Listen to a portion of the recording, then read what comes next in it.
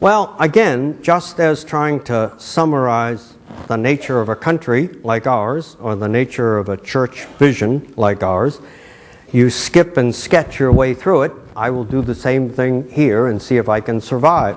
So I'll take three different problems: foreign policy problem, domestic policy problem, and the life issues. And my point is to illustrate how the vision takes shape when issues become specific, concrete, in this pluralistic society.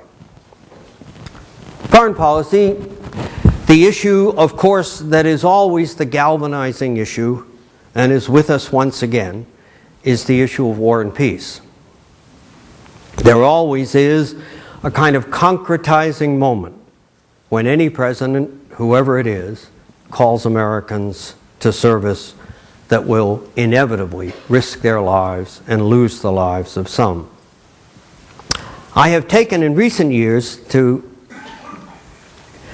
at least take 3 minutes or 2 minutes in any talk I give to a public audience to remind ourselves that we bear this burden unevenly in this country now when the call goes out to risk one's life.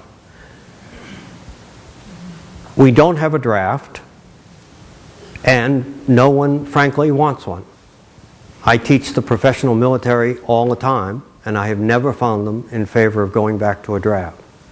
But what that means is that when we go to war, there is a small part of the country that bears that burden with unique feeling. And they need to be kept in mind and in our prayers, whether we agree with the policy that called them or not. Because when you teach the professional military, you know they respond to the call, even if they may not agree with the policy. So the country needs to keep in mind that we're in a different era than we were in World War I, World War II, or even up through the 1970s. We now have a professional military that bears the specific burden of the defense of the country, and they and their families deserve enormous support. War, however, is always multidimensional. It is political and it is military, but it is also moral. Wars are not simply fought and won or lost, they are measured. And they have been measured as long as recorded history in the West. Thucydides' history of the Peloponnesian Wars, 5th century Greece, has this dramatic moment when the Athenians, who are the superpower of their day, decide to take on a small colony, Melos. And there's no question who's going to win. The Athenians are going to win.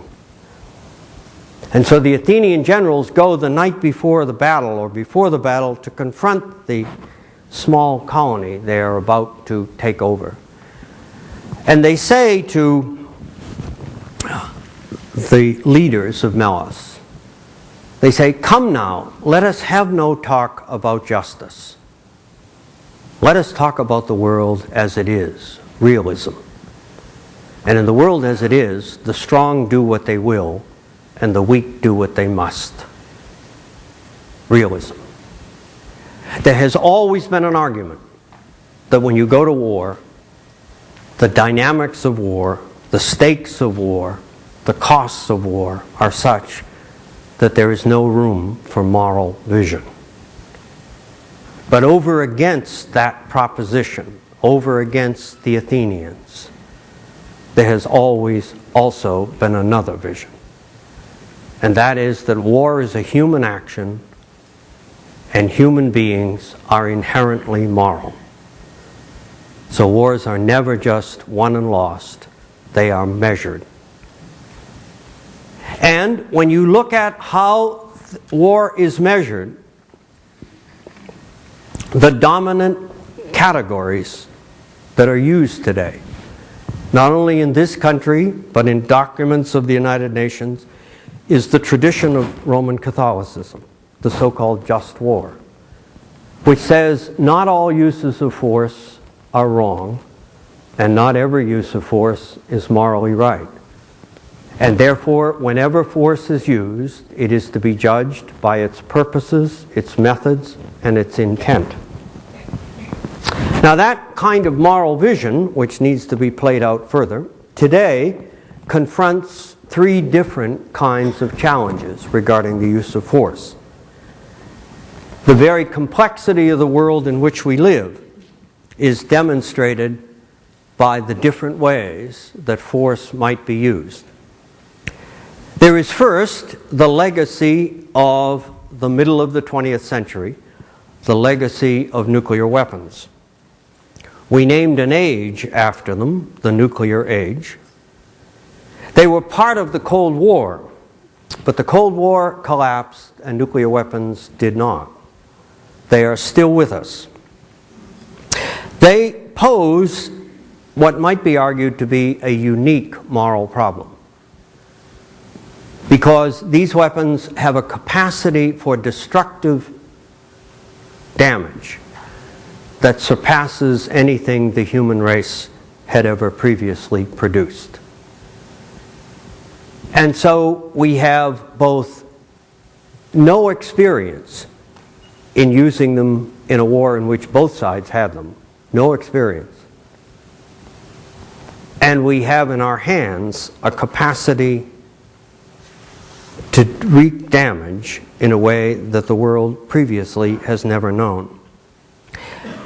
Now, for the Cold War, there were two great actors, the United States and the Soviet Union, and everything was about what they did. Today, that is no longer the case. Nuclear power has been democratized. It is available around the world. And so the enormous problem we now face is we no longer worry, if you will, about what was the threat of the nuclear age for 50 years, namely an exchange of thousands of nuclear weapons that would wreak catastrophic damage in a half an hour. That was the problem for 50 years, how you avoided that. And with intelligence and luck, perhaps, we did avoid it. Now, the danger is what we call horizontal proliferation. That is to say, a world of multiple nuclear powers.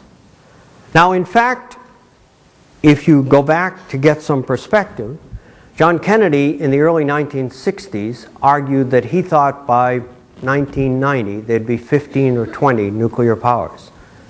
There are presently 9. So the explosive growth did not happen, but slow growth has. And the problem today is how we will deal with the weapons that have been with us since the Cold War in a very new context. The curious thing is there are people today who spent their life managing the nuclear age who think the best thing to do is to go to zero. People like Henry Kissinger, people like George Shultz. Others say you probably never can quite get there, because the creation of nuclear weapons was a little bit like the Garden of Eden. Once you bit the apple, you had to live with it. And so the struggle today is clearly we need not keep the